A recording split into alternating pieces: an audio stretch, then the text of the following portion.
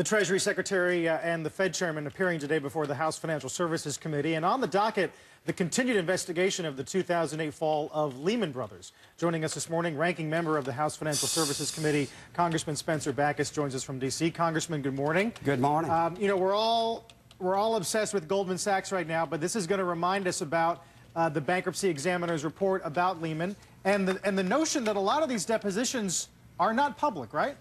Well, that's right. In fact, had there not been a bankruptcy, the public and we would not have known in Congress of all the accounting hocus pocus that was going on, the phony transactions.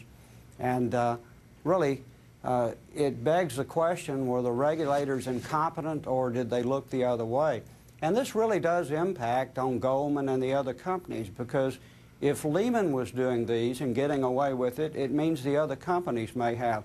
So I think that the Goldman timing in some ways distracts from Lehman and the significance of that. Yeah, I'm sure that's true, especially now we're talking about this 3-2 vote at the SEC. You'll have Mary Shapiro there.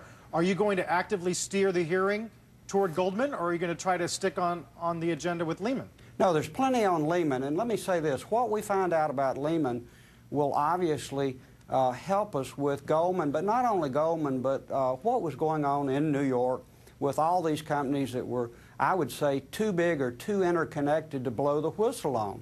Now, in that case, that does fit some other companies.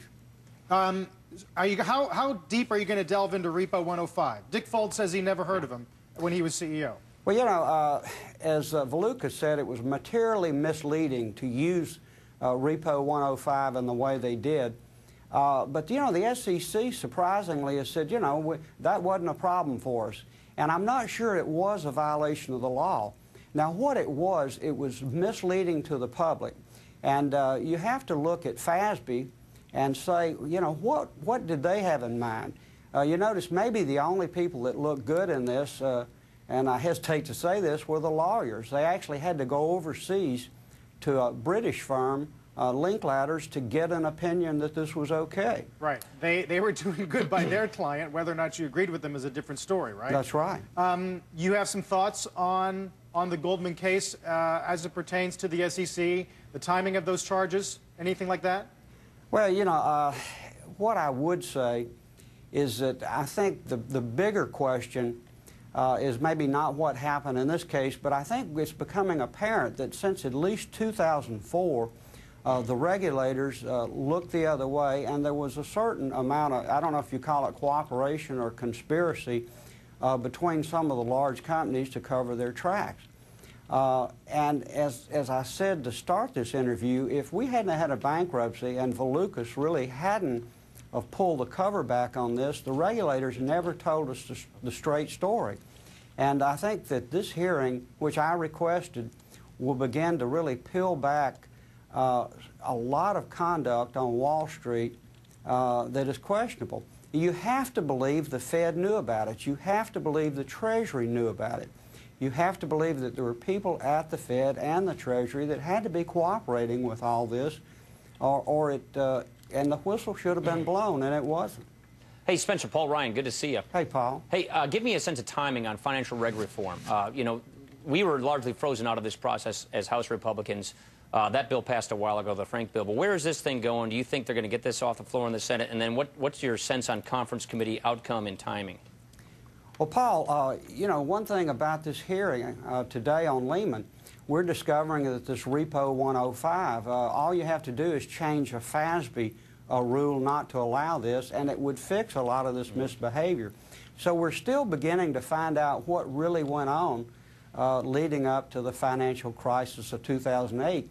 So I still think we're a little ahead of the game in that we're regulating and we're passing laws. We still don't know what happened. We still have to guess. But I would say a bill would probably come over in the next few weeks. We have to be careful that we don't throw out innovation and the competition in America. You know, this still has a bailout in it. And if there had been a Lehman bailout, Paul, we wouldn't have known all these shenanigans that were going on. They would have continued. Yeah, failure. That's the point I was trying to make earlier. Is that what? That failure is necessary when it's deserved. That's right. Yeah? That's right. that's what capitalism is. Are you?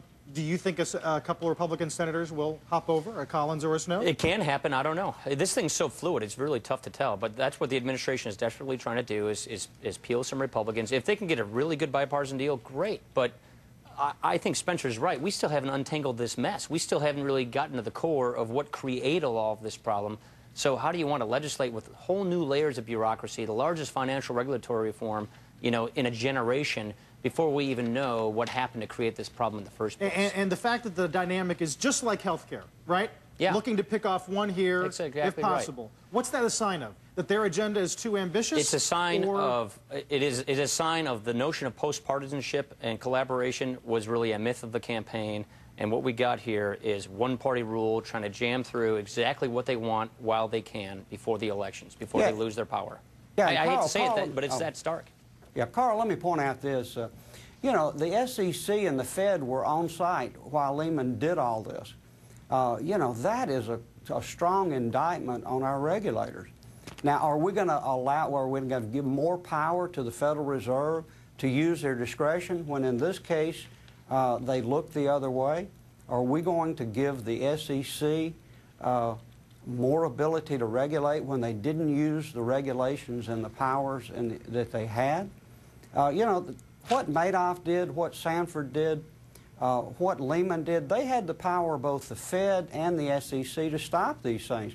So you give them more power, you put on more regulations on the companies, and if it's a failed system, you have to start over. Yeah, tough to regulate by piling on more rules. That's exactly right. Yeah. That's right. Congressman, we'll be looking forward to the hearing. Appreciate your time today. Thank you. Spencer Bachus.